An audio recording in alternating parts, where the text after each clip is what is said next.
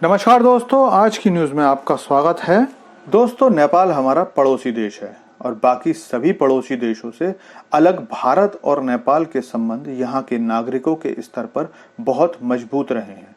इन संबंधों का इतिहास हजारों सालों का है। यहाँ तक कि कई ऐसी धार्मिक यात्राएं हैं जो भारत और नेपाल में एक साथ शुरू होती थी या देश से शुरू होकर एक दूसरे में जाती थी।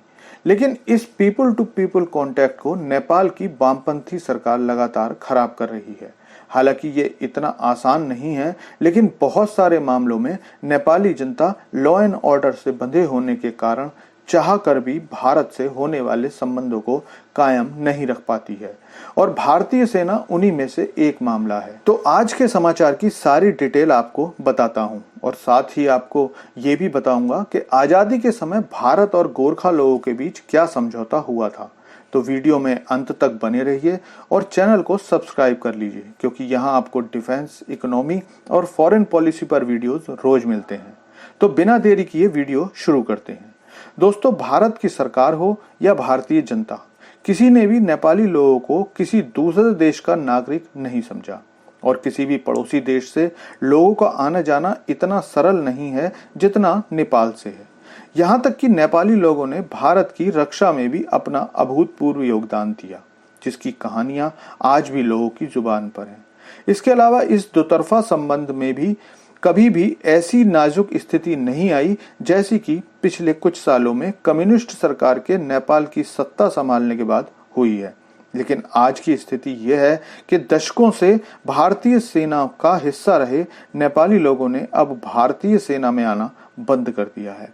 हालांकि भारतीय सरकार ने नेपाली गोरखा लोगों की बहादुरी के कारण और नेपाल से अपने संबंधों के कारण सेना में अलग से एक गोरखा रेजिमेंट बनाई थी, जिसमें 60% नेपाली लोग होते हैं और 40% भारत के उत्तराखंड, हिमाचल आदि जगहों के लोग होते थे।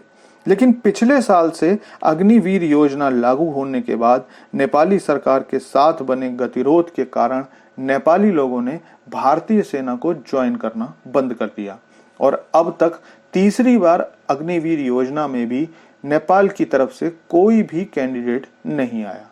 ये बात अपने आप में बहुत हैरान करने वाली है, क्योंकि पिछले दिनों ही खबर आई थी कि नेपाली लोग रूसी प्राइवेट आर्मी वैगनर ग्रुप में जाने के लिए तैयार थे। चीनी सेना भी ज्वाइन करने के लिए तैयार थे, लेकिन जिस देश ने उनको पूरा सम्मान दिया उस देश से उन्होंने अपना नाता तोड़ लिया और पिछले 3 बार से नेपाली मूल के किसी भी कैंडिडेट के न आने के कारण अब भारतीय सेना बचे हुए 60% पर भी भारतीय लोगों को चयनित करने पर विचार कर रही है। दरअसल नेपाली सरकार ने अग्निवीर योजना के आने के तुरंत बाद नई भर्ती नीति पर आपत्ति जताई थी और कहा था कि ये सेना की सेवा शर्तों पर दोनों देशों के बीच बनी सहमति के खिलाफ है।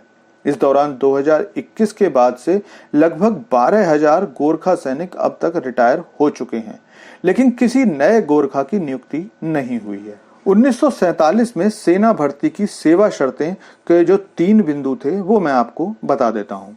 पहला बिंदु था, नेपाली सैनिकों को भाड़े के सैनिक नहीं माना जाएगा।